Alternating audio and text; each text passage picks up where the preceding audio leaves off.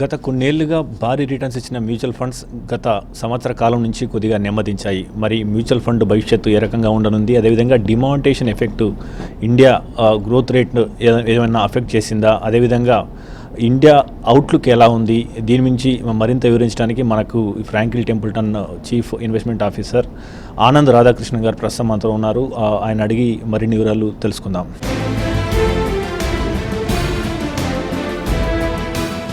Past 1 year, the NAVs of the top mutual funds are not good when comparing with the past few years. So, what are the reasons and how you see the forecast? In the last 1 year, the interest rates did not come down as fast as we expected. The banks were reluctant to cut interest rates despite RBI was cutting interest rates aggressively. So because of this reluctance to pass interest rates to the economy, we have seen recovery of the economy is getting postponed gradually, and that is one reason why the growth rate of the economy has not been as significant as one was expecting. The second reason, of course, is some of the government policies have tended to impact the shorter term demand, which includes the latest one, which is demonetization. While demonetization has impacted the short-term demand, we do not expect it to impact the medium to longer-term outlook for the country, because cash as a percentage of overall monetary base is only less than 15%. So any reduction in cash does not lead to significant reduction in M3 base, and it is the monetary base which is responsible for the economic growth. And due to this temporary impact of demonetization, we saw the demand for various consumer goods go down in the month of November and December. But we think that from January onwards, things are now recovering. And by the end of this quarter, March 2017, the normalcy should be restored in the economy. IMF and other institutions, they have cut down the Indian GDP to 1% after the demonetization like that. So what's your take on this? How badly this demonetization has affected Indian economy, and how long this effect will be go on? In the near term, it has impacted, I think, by going by the various economists' estimate, by about 0.5% of GDP growth rate. We think it is only a shorter term phenomena. While International Monetary Fund has reduced the growth rate for the next 2-3 years, we think it won't impact for 2-3 years. It's a very shorter term phenomena, and we think there is a very high chance that the economy will come back to a better growth rate in the next year itself, contrary to the expectations of the people, because demonetization will only lead to shorter term impact is our understanding. In India, so we have almost $120 billion of IT exports, and even $20 billion of the pharma exports are there. But in the present Trump era, so how you see the outlook of these two key sectors? The new US president has made some announcements regarding creating more jobs within US and reducing imports of various things, including pharmaceuticals as well as IT. Not in the pharmaceutical industry, he has talked about levying cross-border taxes on pharma drugs imported into US. We think this is not possible, because almost all the generic manufacturers, some of them are from India, many of them are from other parts of the world, manufacture drugs outside US. So levying any tax on these companies will only increase the cost of medicines inside US, instead of shifting the generic pharmaceutical industry into the US. US is known for innovative pharmaceuticals which are not generic. So US pharmaceutical companies are keen to find new drugs rather than producing drugs that have gone off patent cheap. So I think that move is not going to work. On the information technology side, again there has been some move by the US lawmakers to increase the minimum wages of H1B visa from $60,000 to $100,000. We think this again is not a practical move, because in US practically there is no unemployment in the IT space, which means every person who has studied or who is skilled in the information technology space is fully employed in US. So increasing the wages will only increase the cost of the companies and not the productivity of the IT employee. So while this may be directed towards reducing the dependence of US companies on Indian offshore companies, we think this is a very short-term move, and most likely this won't be successful. Even present central government also keen on some reforms. On February 1st, we are going to have our first budget after demonetisation, and the GST also coming after a few months like that. So how you see the future, at least for this government, for the next 3 years, how our Indian economy will be and how our equity markets will perform? So government is trying to make some efforts to reduce the negative impact of demonetization. That's the reason the Prime Minister announced some policy measures on 31st December in his address to the nation, giving interest swaps for construction of small value homes, helping micro SMEs with the interest subsidies, etc. We think this will continue in the budget also. The government will take more measures to reduce the tax burden of honest taxpayers, give incentives to them to own houses by providing better tax breaks for people who are really in need of homes, and help in the revival of construction industry. This is very important because construction industry employs large quantity of people, and any revival of construction industry will generate employment and will help the economy. Over the next 2-3 years, through the course of the government, we expect the government to roll out further policies, the key being introduction of GST on 1st July 2017, introduction of Real Estate Regulation Act, which is again going to happen in the near future. We also think the government may take some bold steps in reducing their stake in some of the government-owned public sector undertakings, so as to make them more autonomous, more responsible towards shareholders, etc. So these are some of the steps the government will do in the immediate future. Needless to say, there is an urgent need for the government to spend money on key infrastructure like roads, railways, health care, etc.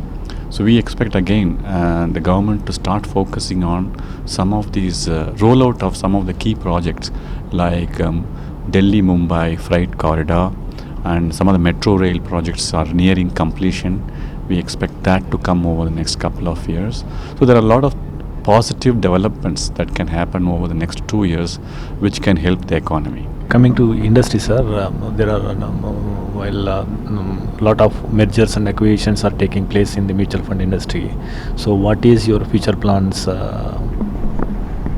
So Indian mutual fund industry has become very competitive. We have seen entry of new players, but the truth is that the top 6 or 7 players control more than 80% of the assets under management of the industry, and this industry is becoming more scale based. The bigger the business is, the better is the ability of the company to attract talent, manage money, as well as distribute the products to the people. So people who are not able to build scale have to either become niche or boutique players, or should consolidate over the next 2-3 years so that they become meaningful. Otherwise, the survival becomes very tough for the smaller mutual fund players. So we have to wait and see how the industry evolves. There is no great incentive for big players to go and acquire a small player at this point of time, because most big players have achieved some scale and they wouldn't be very keen to acquire smaller sized companies.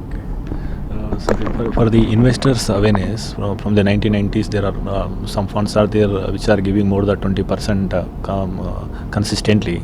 So, how you see the future for the next 2 decades like that, and what are the precautions a investor should take before investing in a mutual funds, and how your outlook for this? Well, the last 20 years, some of the well-performing equity funds have delivered 20% per annum return consistently. However, these returns need not have to repeat in the future, because the corporate India also is getting very competitive. So the profit growth over the next for 10, 20, 15 years will be more linked to the nominal GDP growth rate, which we expect to be in the range of around 11 to 12%. And if companies deliver that kind of earnings growth, we should be expecting more or less similar kind of returns over a longer period of time, though in the shorter period of time this may not happen. If funds are managed well, they can deliver some outperformance over this. So a good alpha generating, outperformance generating fund can generate more returns, but it is tough to predict future returns. But the thumb rule is to focus on not nominal returns, but on real returns. That is, nominal return minus inflation. While last 20 years the nominal return was 20%, the inflation was on an average around 6.5-7%. So the real return was only about 12-13%. So next 20 years nominal returns may be less, but if inflation tends to be lesser, so we will get more or less comparable real return over the next 15-20 years. What is your suggestions and precautions before selecting mutual funds? Before selecting mutual funds, the investor should spend some time on understanding the company in which they are investing in, the philosophy of the company, their investment culture, the nature of the investment manager, whether they are aggressive, conservative, etc., and also their consistency of their behavior over a long period of time. The style of the investment manager should not change. These are some of the key things which the investor should look at, and they should take the help of an advisor if they are not able to themselves analyze some of these things. The second thing they should be very careful about is not to pay excessive importance to the last 6 months or 1 year's performance. When you are investing your money for longer term, also look at the longer term performance of the funds and don't get swayed by the short term performance. The third important message is, don't look at investment as a one-time activity. Keep investing systematically. Invest during good times of the market. Invest also during bad times of the market. In fact, the money that is invested when markets are not looking good is the money which typically gives good returns. So it's very important, therefore, to be systematically investing your money over a period of time, so that you don't get sucked into the market when things are very good, and then you are thrown out of the market when things are very bad.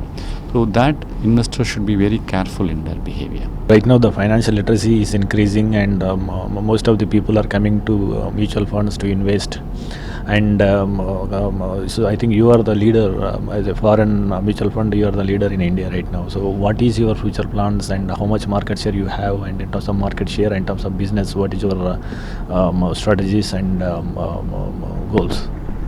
So on an aggregate AUM basis, we have about 4.5 to 5% market share. In some products, we have 8% market share.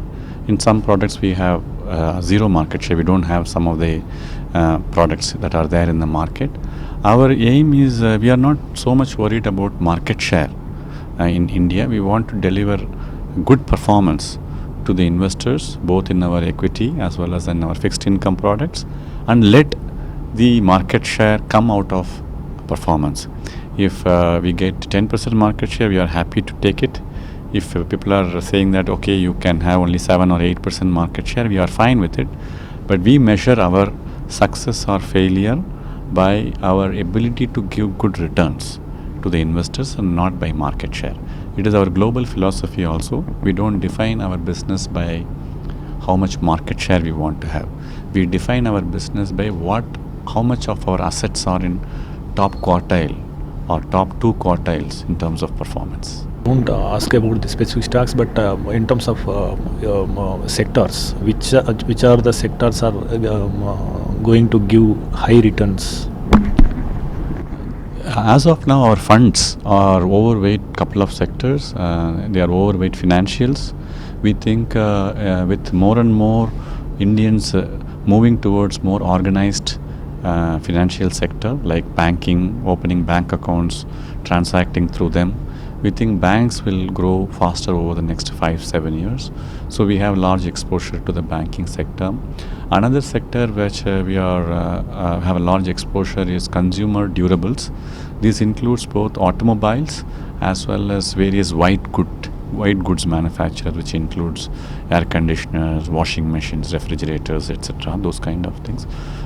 We are also mildly overweight on cement, where we think the government's push to affordable homes will increase cement demand, and because of that, cement companies will deliver reasonably consistent growth into the future. So these are the 2-3 sectors where we have a large exposure at this point of time. Demonetisation effect తాత్కాలికంగా ఉంటుందని, అదేవిధంగా శాశ్వతంగా దీని effect పెద్దగా ఉండదని, అదేవిధంగా రానున్న కాలంలో బ్యాంకింగ్, అదేవిధంగా సిమెంట్, కన్జ్యూమర్ డ్యూరబుల్స్ రంగాల్లో ఎక్కువ రిటర్న్స్ వచ్చే అవకాశాలు ఉన్నాయని చెప్పేసి ఆనంద్ రాధాకృష్ణ చెప్తున్నారు. కెమెరామెన్ రామకృష్ణతో నవీన్ రెడ్డి, HMTV, హైదరాబాద్.